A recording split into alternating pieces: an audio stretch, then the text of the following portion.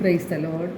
സ്നേഹമുള്ളവരെ, വിശുദ്ധ യോഹന്നാൻ്റെ സുവിശേഷം 8-ാം അധ്യായം 34-ാം തിരുവചനമാണ് ഇന്ന് നാം വിചിന്തനത്തിനായി എടുത്തിരിക്കുന്നത്. സത്യം സത്യമായി ഞാൻ നിങ്ങളോട് പറയുന്നു, പാപം ചെയ്യുന്നവൻ പാപത്തിന് അടിമയാവുകയാണ്.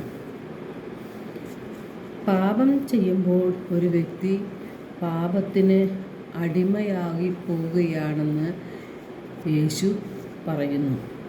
മാത്രമല്ല, യേശുവിനെ വീണ്ടും ക്രൂശിൽ തറയ്ക്കുകയാണ് പാപം ചെയ്യുമ്പോൾ നാം ചെയ്യുന്നത്. ഒരു അടിമയ്ക്കും സ്വന്തം പ്രയത്നം കൊണ്ട് അടിമത്തത്തിൽ നിന്നും രക്ഷപ്പെടാൻ കഴിയുകയില്ല. മനുഷ്യരുടെ പാപത്തിൽ നിന്ന് അവരെ മോചിപ്പിച്ച് മനുഷ്യരെ വീണ്ടെടുക്കാൻ വേണ്ടി പിതാവായ ദൈവം തൻ്റെ പുത്രനെ ലോകത്തിലേക്ക് അയച്ചത് അതുകൊണ്ടാണ്. വിശുദ്ധ യോഹന്നാൻ്റെ സുവിശേഷം 3-ാം അധ്യായം 16-ാം തിരുവചനത്തിൽ, എന്തെന്നാൽ അവനിൽ വിശ്വസിക്കുന്ന ഏവനും നശിച്ചു പോകാതെ നിത്യജീവൻ പ്രാപിക്കുന്നതിന് വേണ്ടി തൻ്റെ ഏകജാതനെ നൽകാൻ തക്കവിധം ദൈവം ലോകത്തെ അത്രമാത്രം സ്നേഹിച്ചു.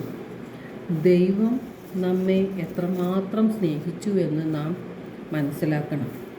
പാപം മൂലം നിത്യനാശത്തിലേക്ക് പോകുന്ന നാം ഓരോരുത്തരെയും രക്ഷിക്കുവാൻ വേണ്ടി തൻ്റെ പുത്രനെ പീഡാസഹനത്തിനും കുരിശുമരണത്തിനും പിതാവായ ദൈവം വിട്ടുകൊടുക്കുകയാണ് ചെയ്തത്.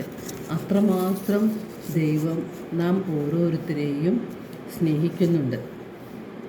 ദൈവം തൻ്റെ പുത്രനെ ഈ ലോകത്തിലേക്ക് അയച്ചത് ലോകത്തെ ശിക്ഷയ്ക്ക് വിധിക്കാനല്ല, പ്രത്യുത അവൻ വഴി ലോകം രക്ഷ പ്രാപിക്കുന്നതിനു വേണ്ടിയാണ്.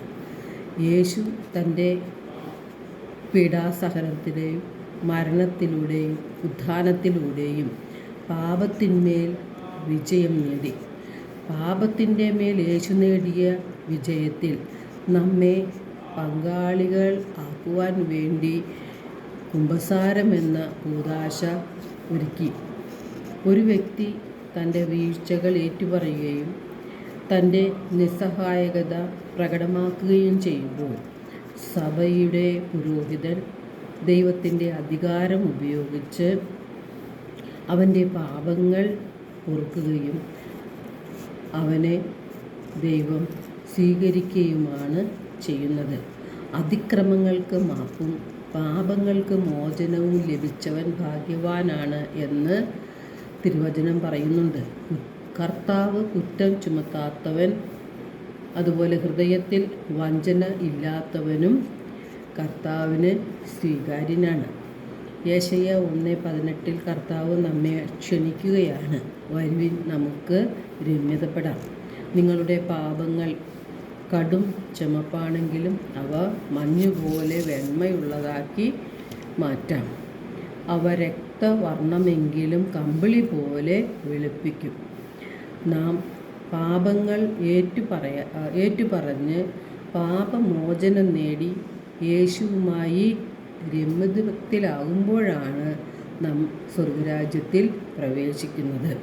എല്ലാവർക്കും ഒരു നല്ല ദിനം ആശംസിക്കുന്നു. ദൈവം നമ്മെ ഓരോരുത്തരെയും സമൃദ്ധമായി അനുഗ്രഹിക്കട്ടെ.